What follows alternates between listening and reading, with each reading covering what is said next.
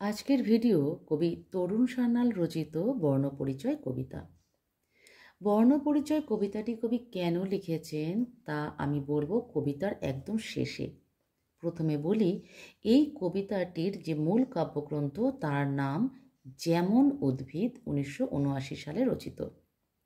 কবি পরিচিতি থেকে বিশেষ কিছু বলার নেই। কবির জন্ম, মৃত্যু, তার কোথায় জন্মস্থান এবং উল্লেখযোগ্য 2-3টি কাব্যগ্রন্থ বা উপন্যাস ইত্যাদি তোমাদেরকে মনে রাখতে হবে। এবার এই বর্ণ পরিচয় কবি কেন নামকরণ করেছেন, নামকরণের মধ্যে তার গূঢ় অর্থ কি বা এর যে অনেকগুলো অর্থ হতে পারে সেই বিষয়ে কবি এখানে বলতে চেয়েছেন এবং তোমাদেরকেও আমি সেই বিষয়ে পুঙ্খানুপুঙ্খ বলে দেব। সুতরাং মন দিয়ে প্রথম থেকে শেষ পর্যন্ত অবশ্যই দেখবে, কোথাও স্কিপ না করে। যদি ভালো লাগে অবশ্যই চ্যানেলটিকে সাবস্ক্রাইব করবে, লাইক এবং শেয়ার করতেও ভুলবে না। তাহলে প্রথম স্তবকটা দেখো কি আছে। দেউড়ির সামনে টুলে বসে মস্ত গোঁফ, উর্দি ও নিষেধ, একটি দুটি নীলবাস উড়ে আসছে, ছুঁয়ে যাচ্ছে হাওয়ায় শ্যাম্পুর হালকা গোলাপ বা ল্যাভেন্ডার জুঁই, এবং স্বর্গের ভাষা জলের ওপর জলপাতে। দেউড়ি অর্থাৎ প্রবেশদ্বার। তার আগে একটা কথা বলি, এই যে প্রথম স্তবক, এখানে কিন্তু কবি একটি ইংরেজি মাধ্যম স্কুলের চিত্রকে তুলে ধরেছেন। সেই স্কুলগুলো উচ্চবিত্তদের এবং সেই সমস্ত স্কুলে ধনীদের সন্তানেরাই পড়াশোনা করে। অর্থাৎ এই যে দেউড়ি কথাটা, এই দেউড়ি কথার অর্থ হলো প্রবেশদ্বার। ওদের সেই সমস্ত ইংরেজি মাধ্যম স্কুলের যে প্রবেশদ্বার, সেখানে বসে থাকে টুলে কে না, মস্ত গোঁফ উর্দি। উর্দি অর্থাৎ ইউনিফর্ম, অর্থাৎ সেখানে যে সিকিউরিটি গার্ড বা দারোয়ান বসে থাকে তার একটা পোশাক থাকে, নির্ধারিত পোশাক থাকে। ও নিষেধ, এই নিষেধ কথাটার অর্থ হচ্ছে বিনা অনুমতিতে সে বিদ্যালয়ে কেউই প্রবেশ করতে পারে না। একটি দুটি নীল বাস উড়ে আসছে, ছুঁয়ে যাচ্ছে, অর্থাৎ নীল বাস অর্থাৎ নীল বসন। বিদ্যালয় নির্দেশিত যে স্কুলের ইউনিফর্ম তার কথা বলা হয়েছে এখানে। ছুঁয়ে যাচ্ছে হাওয়ায় শ্যাম্পুর হালকা গোলাপ বা ল্যাভেন্ডার জুঁই, অর্থাৎ নীল পোশাক পরিহিতদের যে চলে যাওয়ার সময় ছড়িয়ে যাচ্ছে তাদের যে শ্যাম্পু করা হালকা গোলাপ, একটা ল্যাভেন্ডার জুঁইয়ের যে একটা পারফিউম অর্থাৎ সুগন্ধি, এই সুগন্ধির জন্য চকিতে যেন মনটা ছুঁয়ে যায়, সেটাই বলা হচ্ছে ছুঁয়ে যাচ্ছে। এবং স্বর্গের ভাষা জলের ওপর জলপাতে। এই স্বর্গের ভাষা বলতে ইংরেজি ভাষাকে বলা হয়েছে। জলের ওপর জলের যে পতন হয়, বৃষ্টির সময় তোমরা শুনতে পাবে এই শব্দকে, যে জলের ওপর যখন জল পড়ছে, কোথাও বৃষ্টির জমা জল, সেখানে যদি জল পড়ে তার একটা শব্দ মাধুর্য সৃষ্টি হয়। অর্থাৎ ইংরেজি ভাষাটাকে কবি বলছেন যে জলের ওপর জল পড়লে যে ধরনের শব্দ মাধুর্য তৈরি হয়, ঠিক সেই রকম যেন সেই ভাষা। কবির কথায় ইংরেজি ভাষার এতই মাধুর্য যেন মনে দোলা লেগে যায়। চলে আসছি পরে। এবং মার্বেল সিঁড়ি বেয়ে উঠে যাচ্ছে দ্রুত স্যাচেল টিফিন বাক্সে, মায়েদের স্ট্যাটাস সিম্বল হয়ে পরিদের শিশু, বাবাদের আকাঙ্ক্ষা ও ব্যয় হয়ে ভারতের ভাবি শাসকেরা। মার্বেল সিঁড়ি বেয়ে অর্থাৎ বিদ্যালয়গুলো এতই পয়সা দিয়ে তৈরি হয় রাজপ্রাসাদের মতো, যে সেখানে মার্বেল বসিয়ে সেই সিঁড়িগুলোকে কভার করা হয়, ঢেকে দেওয়া হয়, অর্থাৎ মার্বেল পাথর দিয়ে, যা অত্যন্ত দামি। উঠে যাচ্ছে দ্রুত স্যাচেল টিফিন বাক্সে, অর্থাৎ সেই সমস্ত পরিদের শিশু বলা হচ্ছে উচ্চবিত্তদের সন্তানদের। তাদের সাথে রয়েছে দামি স্কুলের ব্যাগ এবং তাতে রয়েছে দামি টিফিন বাক্স। মায়েদের স্ট্যাটাস সিম্বল, অর্থাৎ ধনী বা উচ্চবিত্ত মায়েদের স্ট্যাটাস বা সামাজিক অবস্থানটা নির্ধারণ করে তাদের সন্তানরা কোন বিদ্যালয়ে পড়তে যাচ্ছে, অতি সাধারণ না উচ্চবিত্তদের, যেখানে ইংরেজি মাধ্যমে পড়াশোনা করানো হয়। তাই বলা হচ্ছে মায়েদের স্ট্যাটাস সিম্বল, অর্থাৎ মা বা উচ্চবিত্তদের সামাজিক অবস্থান। বাবাদের আকাঙ্ক্ষা ও ব্যয় হয়ে ভারতের ভাবী শাসকেরা। সেখানে উচ্চবিত্তদের যে পিতা, তারা প্রচুর প্রচুর অর্থের বিনিময়ে তাদের সন্তানদের দেশের ভাবী শাসক তৈরি করে, অর্থাৎ ভারতবর্ষকে একদিন তারাই শাসন করবে এবং উচ্চ স্থানে বিরাজ করবে। তাই বাবাদের প্রচুর অর্থ তারা ব্যয় করে এবং তাদের আকাঙ্ক্ষা তৈরি হয় তাদের সন্তানেরা দেশ শাসন করবে। দেখো দ্বিতীয় স্তবকে কি বলছে। দেউড়ির অনেক বাইরে বুকে চেপে ভাঙা স্লেট বর্ণপরিচয়, তালি মারা ছেঁড়া প্যান্ট, বুকের বোতামহীন সস্তা শার্ট ঠেলে ওঠা পাঁজর কণ্ঠায় এক শিশু। আমরা প্রথম স্তবকে একটা চিত্র দেখতে পেয়েছি, সেখানে উচ্চবিত্ত বা ধনী সম্প্রদায়ের সন্তানেরা এবং উচ্চবিত্তরা যে বিদ্যালয়ে পড়তে যাচ্ছে ইংরাজি মাধ্যম, তার দৃশ্য। দ্বিতীয় স্তবকে ঠিক বিপরীত একটা দৃশ্য আমরা দেখতে পাচ্ছি, সেটা হচ্ছে দেউড়ির অনেক বাইরে। দেউড়ি অর্থাৎ যে প্রবেশদ্বার, ইংরেজি মাধ্যম স্কুলগুলোর যে প্রবেশদ্বার, তার অনেকটা বাইরে সেখানে বুকে চেপে ভাঙা স্লেট, অর্থাৎ সেখানেও দেখা যাচ্ছে যে পাঁজর কণ্ঠায় একটা শিশু। পাঁজর কণ্ঠা বলা হচ্ছে এই কারণে যে সেই শিশুটি অপুষ্টির শিকার এবং অনাহারে অর্ধাহারে থাকার একটা জীবন্ত প্রতিমূর্তি। সেই শিশুটার তালি মারা ছেঁড়া প্যান্ট, অর্থাৎ তার পোশাক বা প্যান্টটা ছিঁড়ে গেছে, সেখানে অন্য কাপড় দিয়ে সেটাকে ঢেকে রেখে সেলাই করা হয়েছে, তাই বলা হচ্ছে তালি মারা। বুকের বোতামহীন সস্তা শার্ট, অর্থাৎ তার গায়ে যে শার্টটা পরা রয়েছে সেটা খুব সামান্য পয়সার বিনিময়ে কেনা, সস্তা, কম দামি, এবং তার বোতাম নেই। বোতামটা যে ছিঁড়ে গেছে সেটা যে সেলাই করা হবে, নতুন বোতাম লাগানো হবে, তার পয়সাও নেই। অর্থাৎ দীনতার একটা দৃশ্য বা মানে পরিষ্কারভাবে ফুটিয়ে তোলা হচ্ছে দৈন্যতার একটি জীবন্ত মূর্তি, যে একটি শিশু অনাহারে অর্ধাহারে এবং তার পোশাক খুব কম দামি, ছেঁড়া, এবং তার বুকে কি চেপে রয়েছে, ভাঙা স্লেট এবং বর্ণপরিচয়। ভাঙা স্লেট অর্থাৎ যেহেতু তার নতুন বই বা দামি বই কেনার ক্ষমতা নেই, তাই ভাঙা স্লেট এবং বর্ণপরিচয়। এখানে বর্ণপরিচয় কিন্তু ঈশ্বরচন্দ্র বিদ্যাসাগরের বর্ণপরিচয়ের প্রথম ভাগ এবং দ্বিতীয় ভাগের কথা এখানে বলা হয়েছে। তাহলে তার সাথে রয়েছে স্লেট, যাতে সে বর্ণপরিচয়ের অক্ষরগুলো এবং শব্দগুলো এবং তার মানে সে শিখবে। সেই স্লেটে সে ফুটিয়ে তুলবে সেই শব্দগুলোকে, যা তার জীবনের প্রথম পরিচয়, তাকে শিখতেই হবে। তাহলে দেউড়ির একটা সাইডে একটা দৃশ্য দেখতে পাচ্ছি, দেউড়ির থেকে অনেক বাইরে আরেকটা দৃশ্য দেখতে পাচ্ছি। তারপরে কি বলছে দেখো, এই সব দেবদূতদের দেখে, এই সব ভবিষ্যৎ প্রভু পত্নীদের দেখে চিনে নিচ্ছে বর্ণপরিচয়। এই বর্ণপরিচয়টার কিন্তু আরেকটা অর্থ। দেবদূত কাদের বলা হচ্ছে? ওই উচ্চবিত্ত সন্তানদের দেবদূত বলা হচ্ছে। আর ভবিষ্যৎ প্রভু পত্নীদের দেখে কাদেরকে বলা হচ্ছে? যারা ভবিষ্যতে দেশ শাসন করবে, দেশের শাসক হবে, তারাই হচ্ছে ভবিষ্যৎ প্রভু এবং প্রভুপত্নী। অর্থাৎ এই যে শিশুটি দূর থেকে দেখছে বা বুকে ভাঙা স্লেট বর্ণপরিচয় হাতে দাঁড়িয়ে রয়েছে, সে চিনে নিচ্ছে বর্ণপরিচয়।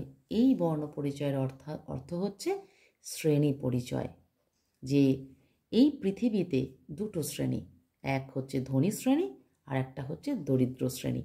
তাহলে ওই পাঁজর কণ্ঠায় হাড় বের করা সেই শিশুটি চিনে নিচ্ছে তাদের শ্রেণী কোনটা। এবং ওই যে দূরে দেউড়ির অন্য সাইডে যে আরেকটি দৃশ্য দেখা যাচ্ছে, আরেকটি উচ্চবিত্তদের যে বিদ্যালয় দেখা যাচ্ছে, তাদের শ্রেণী কোনটা। এই যে দুটো শ্রেণীর যে সামাজিক অবস্থান, তা একটি শিশু কিন্তু জন্ম থেকেই বুঝে নিতে শিখে যাচ্ছে যে তাদের অবস্থানটা কোথায়।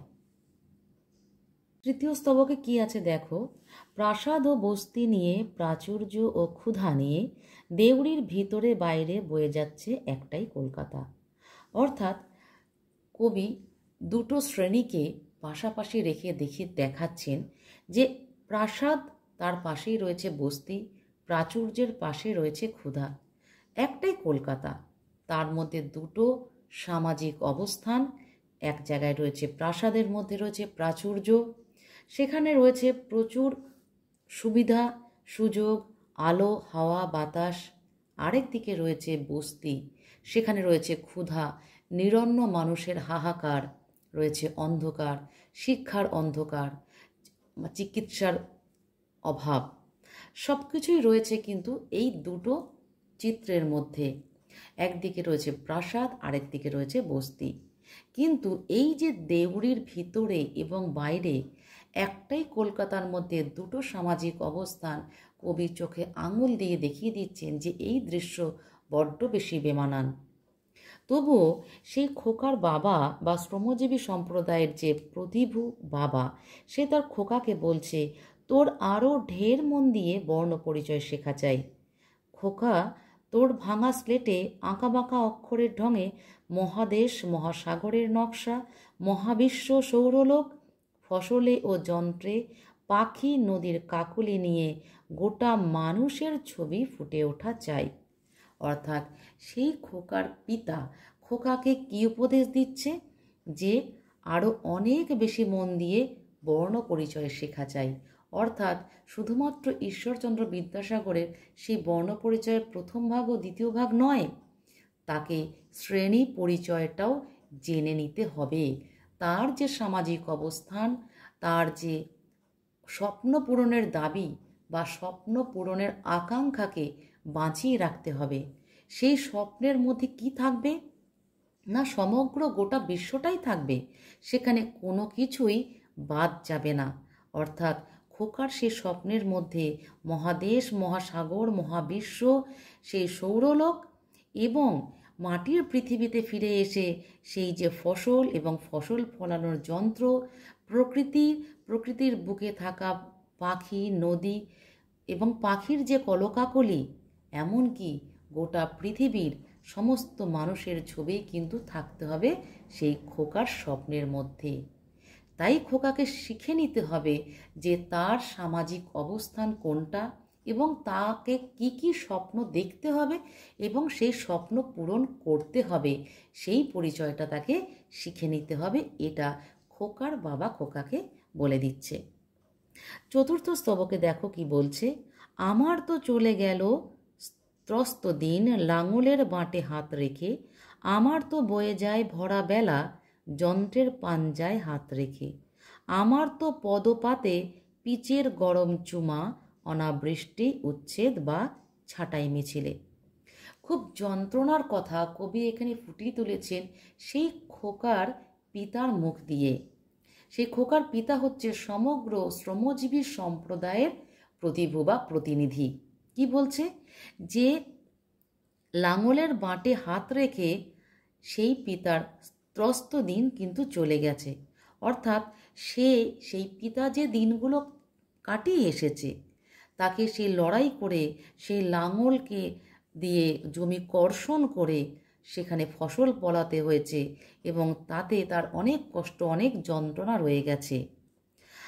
আবার কোনো পিতা বলছে, আমার তো বয়ে যায় ভরাবেলা যন্ত্রের পাঞ্জায় হাত টেকে।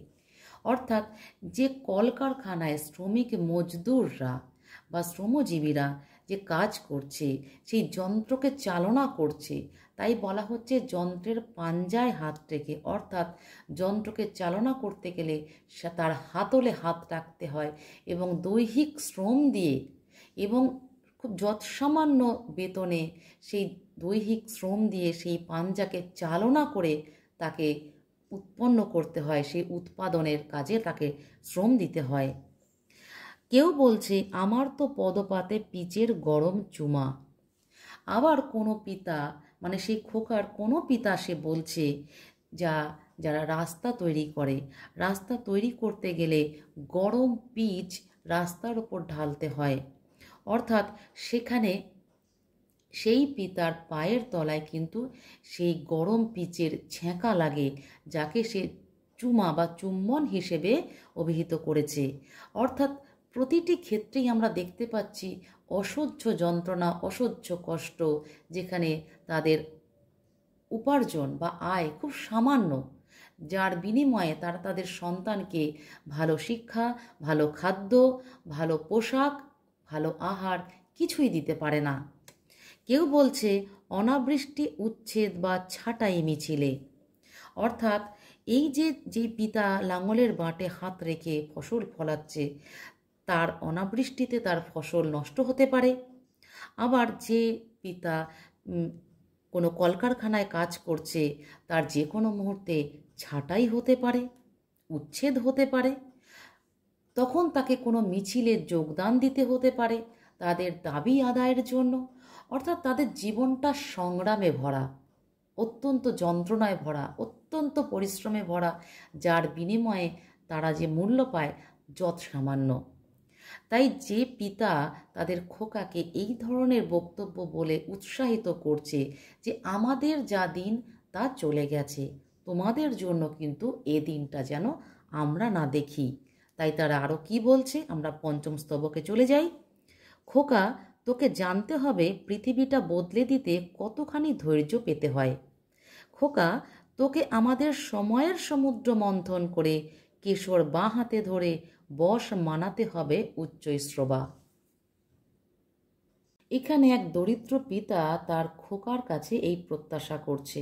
প্রকৃতপক্ষে কিন্তু কবি তরুণ সান্যালী ভবিষ্যৎ প্রজন্মের কাছে এই প্রত্যাশা করছেন, কারণ কবি মনে প্রাণে চান যে এই যে সামাজিক বৈষম্য, এই যে শ্রেণী বৈষম্য বা এই যে বর্ণ বৈষম্য, এটা ঘুচিয়ে দিতে পারে একমাত্র দরিদ্র পিতার সন্তানেরাই, অর্থাৎ দরিদ্র ঘরের ভাবী প্রজন্মরাই একমাত্র এই পৃথিবীটাকে বদলে দিতে পারে।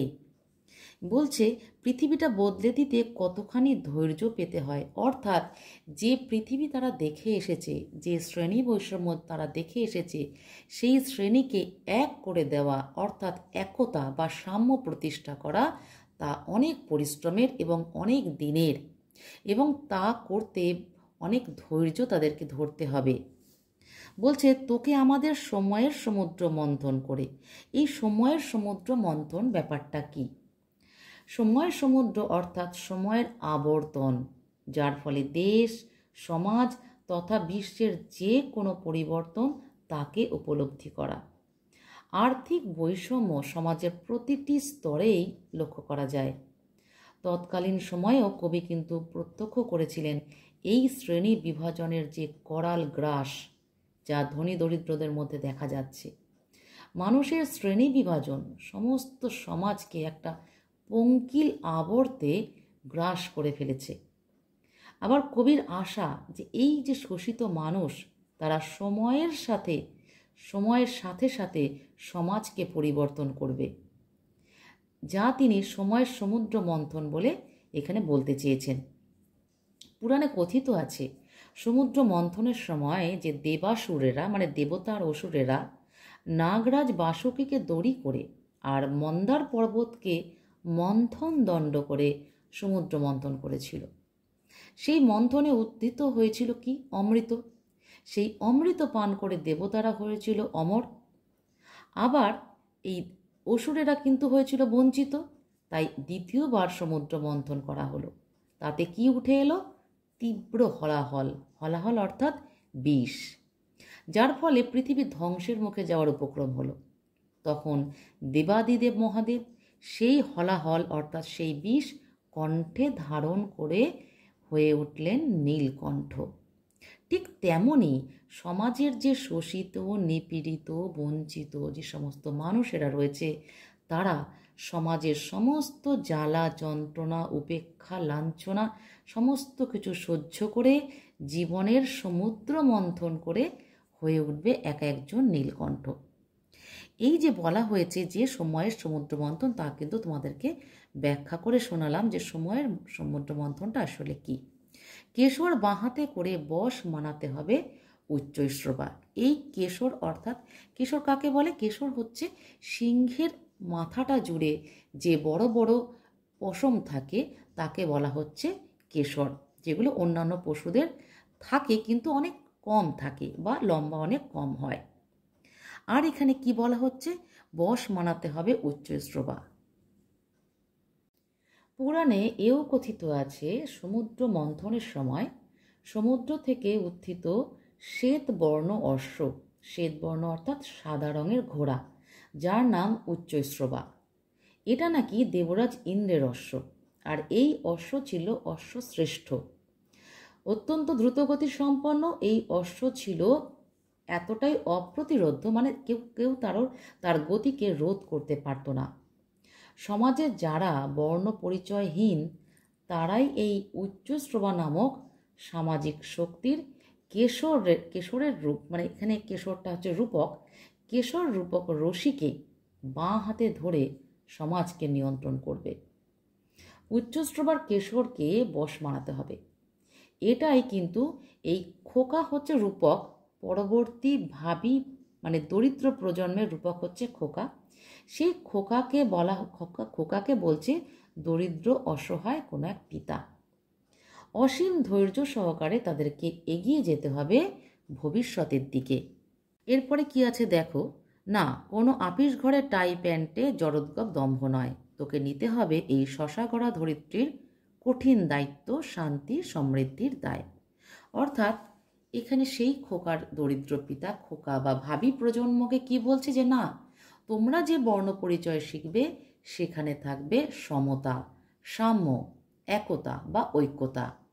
তোমরাও ওই উচ্চবিত্ত সন্তানদের মতো দামি স্কুলে পড়ে সেই দেশের ভাবী শাসক বা শাসক হয়ে সেই ঠান্ডা ঘরে বসে, অর্থাৎ এয়ার কন্ডিশন ঘরে বসে দেশকে শাসন করবে তা নয়।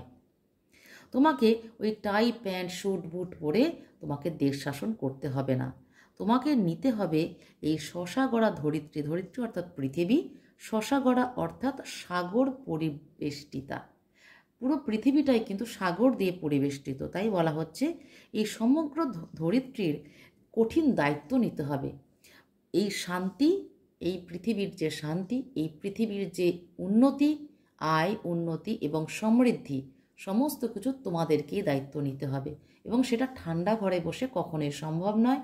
তোমাকে মাটির পৃথিবীতে এসে সকলের দারিদ্র, দুঃখ, বঞ্চনা সমস্ত কিছু বুঝে নিতে হবে। এবং এই পৃথিবীকে শান্তিতে রাখতে এবং সমৃদ্ধশালী করতে একমাত্র সেই খোকারাই পারে, অর্থাৎ দরিদ্র ভাবী প্রজন্মরাই পারে। এখনই সময় খোকা, ভালো করে শেখ। এখনই সময় খোকা, ভালো করে চোখ মেলে দেখ। এখন সময় খোকা, তোর বর্ণ পরিচয়ে আমাদের স্বপ্ন ভাবিকাল। খুব গুরুত্বপূর্ণ কথাগুলো। কবি তরুণ সান্যাল এই শেষ স্তবকের মধ্যে দিয়ে কি বার্তা দিতে চাইছেন এই সমাজের কাছে, খুব মন দিয়ে শুনবে। ভবিষ্যৎ প্রজন্মের কাছে ধীরে ধীরে স্পষ্ট করে ধরা দেয় এই শ্রেণী বিভক্ত সমাজের একটা সম্পূর্ণ চিত্র। দুটো শ্রেণী, ধনী এবং দরিদ্র। ধনীর বঞ্চনার শিকার হয় দরিদ্র। ধীরে ধীরে তারা মুনাফায় স্ফীত হয়ে ওঠে।